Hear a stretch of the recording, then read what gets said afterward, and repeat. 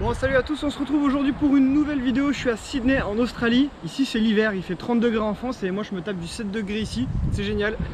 Alors la vue elle est super jolie, par contre je suis désolé, il y a une route qui passe juste en bas, donc vous allez peut-être entendre un petit peu les voitures, mais bon bref, c'est pas grave. Aujourd'hui le sujet de la vidéo, c'est une question qui revient régulièrement, soit en commentaire de vidéo, soit en message privé, qui est comment commencer à courir.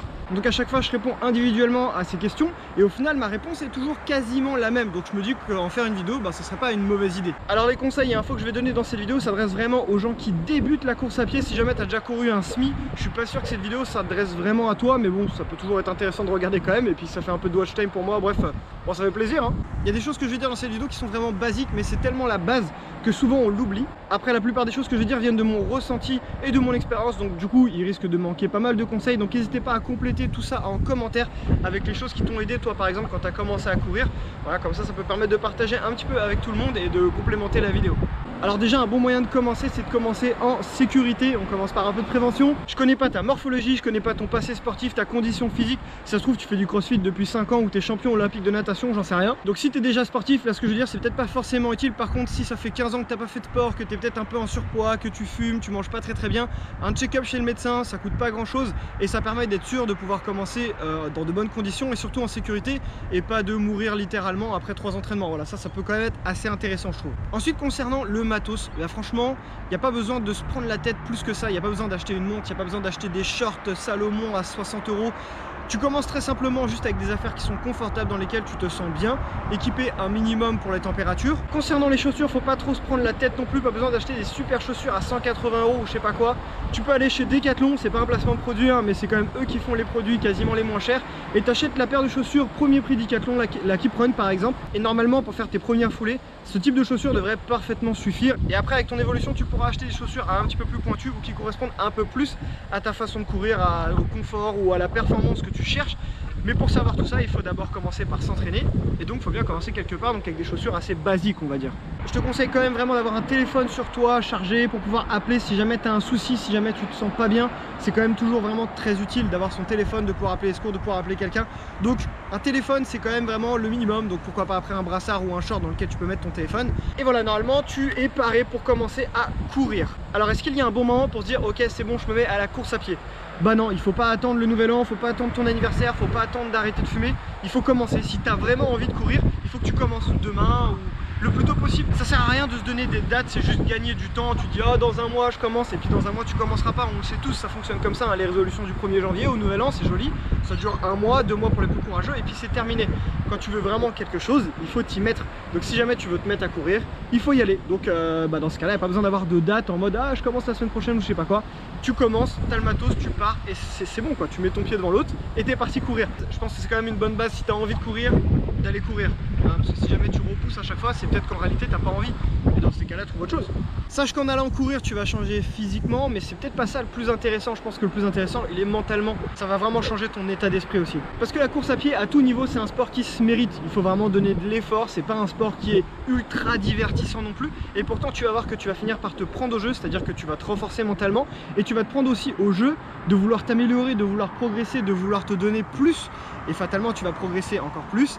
Et c'est un cercle vicieux, mais un bon cercle vicieux pour le coup, parce que tu vas avoir envie de progresser de plus en plus, d'aller de plus en plus vite, ou d'aller de plus en plus loin, ou d'être de plus en plus endurant, peu importe. Mais dans tous les cas, il y a un aspect de la course à pied qui va sûrement te mordre, et tu vas te faire prendre au jeu, que ce soit du trail, de la piste, de la course sur route. Il y a vraiment beaucoup de choses, et une fois qu'on s'y met et qu'on y prend goût, c'est difficile d'y échapper. Alors bien évidemment qu'il y a des jours, tu n'auras pas du tout envie d'y aller, s'il fait pas beau, si tu as eu une grosse journée de taf et tout, mais c'est là que le mental travaille, et c'est là que tu progresses mentalement. C'est comme quand tu fais du sport, quand les muscles ils brûlent, quand les poumons, tu as l'impression qu'ils vont sortir ton corps, c'est là que ça travaille. Donc c'est là que ça devient intéressant, c'est ce qu'il faut se dire dans sa tête quand ça devient dur, c'est que tu dis que c'est là que tu progresses. Alors tu vas me dire oui tu me parles de progresser, mais attends j'ai même pas commencé à courir. Oui mais c'est un aspect qui va venir très vite, puisque même si tu commences en alternant de la marche et de la course par exemple, bah fatalement au bout d'un moment tu vas essayer de diminuer la marche pour augmenter la course, et on est déjà dans cette optique de s'améliorer, de repousser ses limites, d'essayer d'être plus endurant, etc.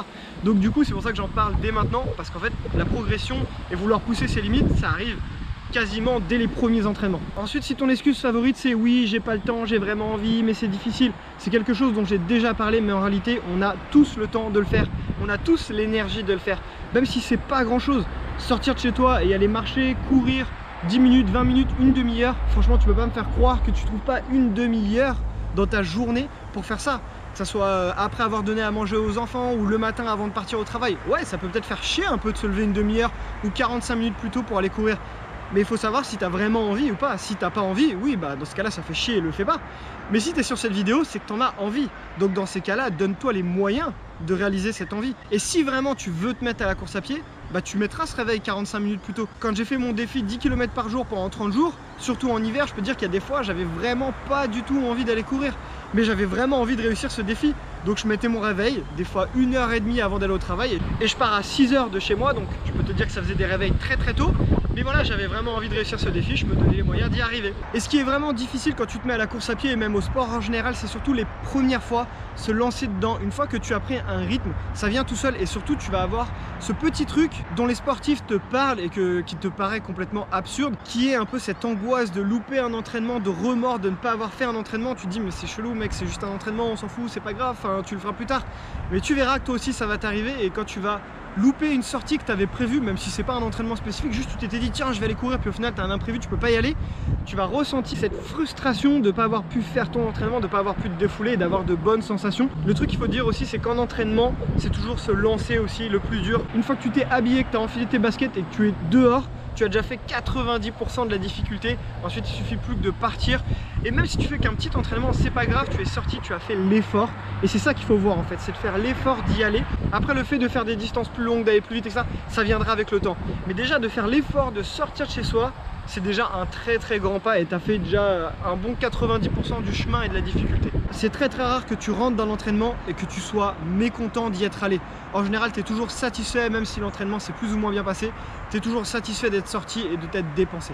Maintenant, voici mes vrais conseils pour commencer la course à pied. Déjà, c'est de pas trop te prendre la tête. Te prends pas la tête, il y a beaucoup de plans, il y a beaucoup de conseils sur internet, c'est ce que d'ailleurs je suis en train de faire, j'y participe un petit peu, mais bon, c'est pas grave. Il y a beaucoup de forums qui vont te donner des conseils, des plans d'entraînement, des trucs à suivre et tout. Te prends pas la tête, juste déjà sors de chez toi, marche, cours un petit peu, vois comment tu te sens et selon comment tu te sens, tu ajustes après tes entraînements plus tard. Donc sur tes premiers entraînements, le but c'est de sortir et d'aller courir ou marcher, même si c'est que 10 minutes et qu'après ça te saoule et que tu rentres chez toi, c'est toujours ça de fait. Donc même 10 minutes, prends-les, fais-le. Faut pas tout de suite se comparer aux autres et se dire putain les autres ils font 10 km de course en entraînement et moi je suis là avec mes petites 10 minutes, c'est nul. Non, c'est pas nul, c'est un début et tu es débutant donc c'est normal. Donc faut pas hésiter même à faire du très court. Ça pose aucun souci, c'est pas grave, on commence tous par quelque part, il y a des gens qui commencent direct à des 10 km et il y a des gens qui commencent avec 1 ou 2 km, typiquement ma femme elle a commencé par des 1 ou 2 km et voilà c'est tout, et c'est pas grave, elle a fait son premier 10 km, tu vois, donc tout le monde peut progresser et faut pas hésiter à passer par là, c'est peut-être pas ce qui t'attire le plus de commencer par 10 minutes, mais il faut y passer pour certaines personnes, donc fais-le et au moins après tu progresseras. Si jamais tu ne sors pas et que tu passes pas par ces 10 minutes de course ou de marche, bah tu progresseras jamais, donc tu seras toujours bloqué, donc fais-le, même au plus vite, entraîne-toi et au fur et à mesure tu pourras augmenter. Au début, essaye de sortir 2-3 fois par semaine, ça me paraît déjà être pas trop mal en termes de rythme. Après, plutôt que d'augmenter le nombre de sorties, peut-être augmenter un peu la vitesse ou la distance. Comme je l'ai dit, si jamais tu en ressens le besoin, au lieu de courir, n'hésite pas à marcher ou à alterner marche et course, que ça soit 5 minutes ou 1 minute de marche pour 2 minutes de course, peu importe. Faut pas hésiter à être dans de bonnes conditions. En fait, il faut que tes premières sorties, tes premiers entraînements, ils soient confortables. Parce que si jamais je t'emmène courir avec moi à 10 km alors que 1 km pour toi c'est chaud, bah tu vas être écœuré, tu vas être dégoûté de la course à pied et tu n'auras plus jamais envie d'y retourner. Par contre, si jamais je t'emmène courir 10 minutes et que tu dis oh bah c'était super facile, bah la prochaine fois que je te proposerai de retourner 10 minutes, bah tu viendras sans problème. Et après au fur et à mesure, si je te dis 15 minutes, 20 minutes, une demi-heure et qu'au fur et à mesure tu restes dans une zone à peu près confortable, bah ça te posera pas de problème et tu iras faire tes entraînements. Donc je pense qu'il faut bien prendre conscience de ça. Il faut qu'au début, comme tu es débutant, tes entraînements ils soient pas trop durs. Il faut que tu sois dans une zone de confort. Une fois que tu auras fait quelques sorties, que tu vas commencer à prendre goût à la course à pied, bah là pourquoi pas commencer à repousser un petit peu tes limites. C'est à dire qu'une fois que tu en as marre, tu te dis bon bah là j'en ai marre, je rentrerai bien, bon bah je pousse 5 minutes de plus et tu fais 5 minutes de plus. Ou alors tu dis bon allez je peux faire encore un petit dernier kilomètre, je suis fatigué, mais allez je fais ce petit dernier kilomètre là à un rythme un peu sympa histoire de pousser la machine.